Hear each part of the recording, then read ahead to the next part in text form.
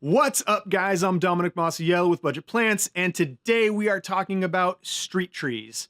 That is, trees you are going to want to use by the street, or in a parkway, or curb strip, or median, whatever you want to call it. And I don't know what this is, but let's go.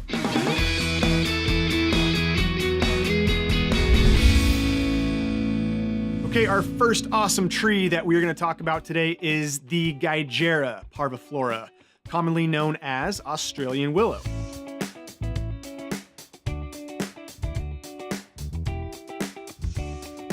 Now, this tree is really cool because it's got just a lot of great characteristics to it. It is evergreen, it is drought tolerant, it blooms. It's going to get up to about 30 feet tall by about 20 feet wide in its maturity, sometimes a little bit more. But it just has a really nice, upright, oval-shaped canopy, really picturesque, very predictable growth habit. You can use it as a windbreak, and it can also make a really nice shade tree as well. You know, not humongous, but enough to get a, maybe a small bench under or something. So a few other notable notes.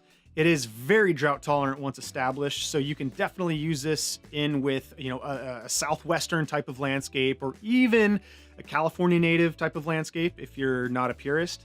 It does great in coastal conditions, and it's very adaptable to, a lot of different soil types. It can take some clay, some sandy loam. It just kind of adapts and just works with a lot of different, garden scenarios. It's just a very versatile, well-rounded, kind of cross-stylistic type of tree. Okay, so the big question, why does it make a great street tree? Well, besides the things that we just talked about, it is also very non-root invasive. So you're not gonna have all these crazy, massive roots just like tearing up sidewalks and destroying block walls and all that stuff that you see all the time around LA, because let's face it, we're pretty much a concrete jungle out here. And additionally, in the world of trees, this is on the more lower maintenance side of things. Now, you are going to want to shape it and prune it occasionally, but it's not that constant pull your hair out. Oh my gosh, I just trimmed it last week. I got to get out there again and trim it again.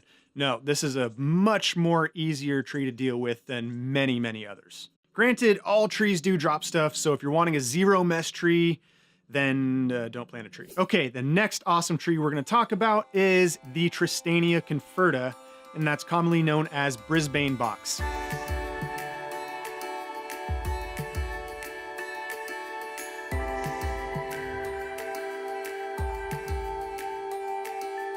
Again, like the Australian willow, it is also native to Australia, you guessed it.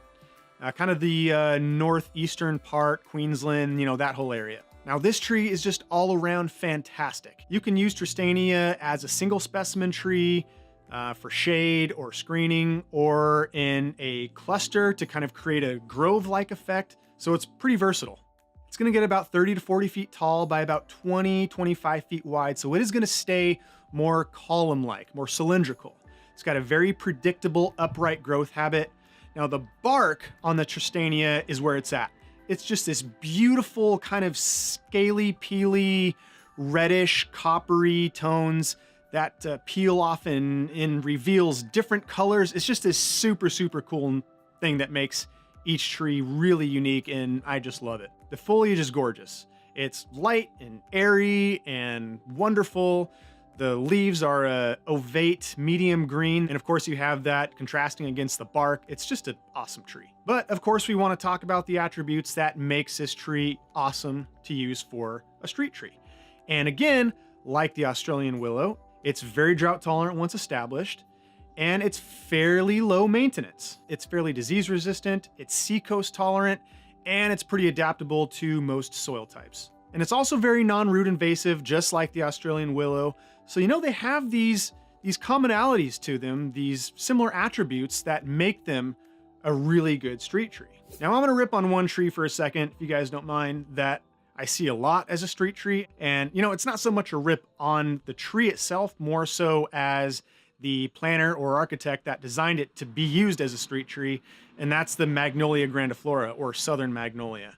And one reason it does not work at all as a street tree, well, more than one reason, but one of the main reasons is that it drops these massive grenade-looking pods that just slam into hoods of cars or people walking by, leaving tripping hazards all over the sidewalk and the street, and not to mention the roots just go nuts on these things and destroy sidewalks all the time. Now, if you have a 10-foot wide planting space or so, then that just opens up all sorts of possibilities. You know, plant the Magnolia, plant a camphor. So do the right planting, select the right tree. Okay, so check this out. Here's one of the best reasons, hands down, that the Tristania makes an awesome street tree, especially here in LA, downtown, you know, where there's a ton of cars and everything, is that it can totally withstand smog and air pollution. I don't know how, but it's just adapted to it. And that right there probably just boosts it above other possible street trees. So keeping that in mind, if you're in more of the inner city type of area and looking for a great street tree, this is probably your tree. All right, last but not least, we are gonna chat about Pistacia Chinensis, commonly known as Chinese pistache.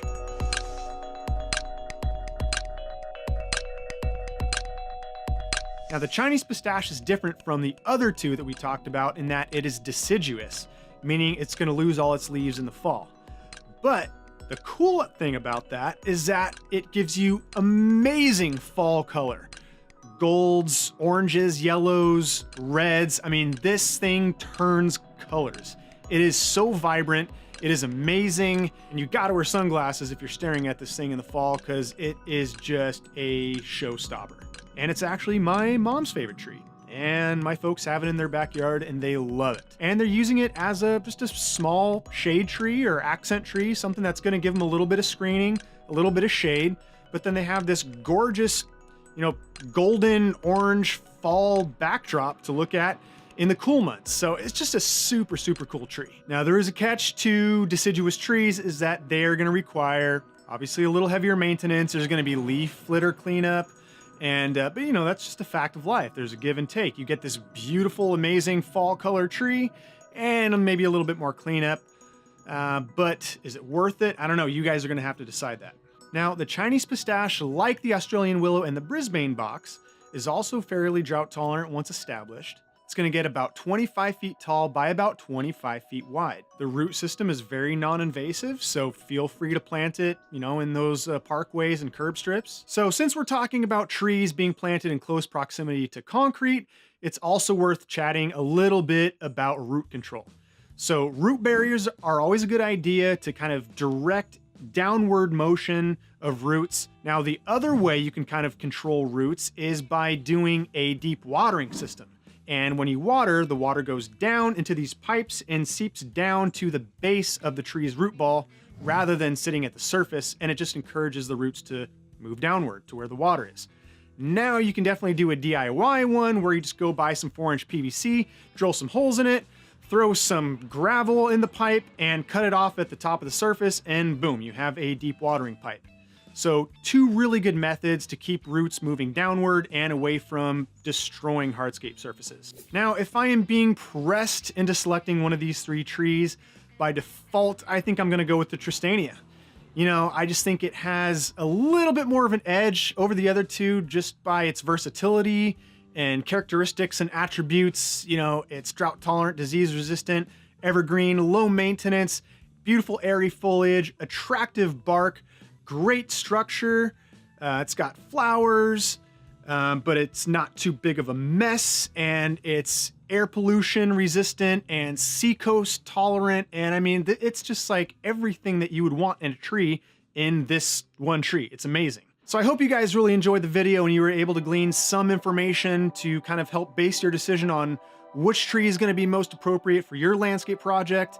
And if you guys are not there already, I'd like to invite you to go to budgetplants.com. We've got a ton of information on these trees and other plants and shrubs and vines and all sorts of wonderful things. Please be sure to like and subscribe to our channel. And in the meantime, happy planting.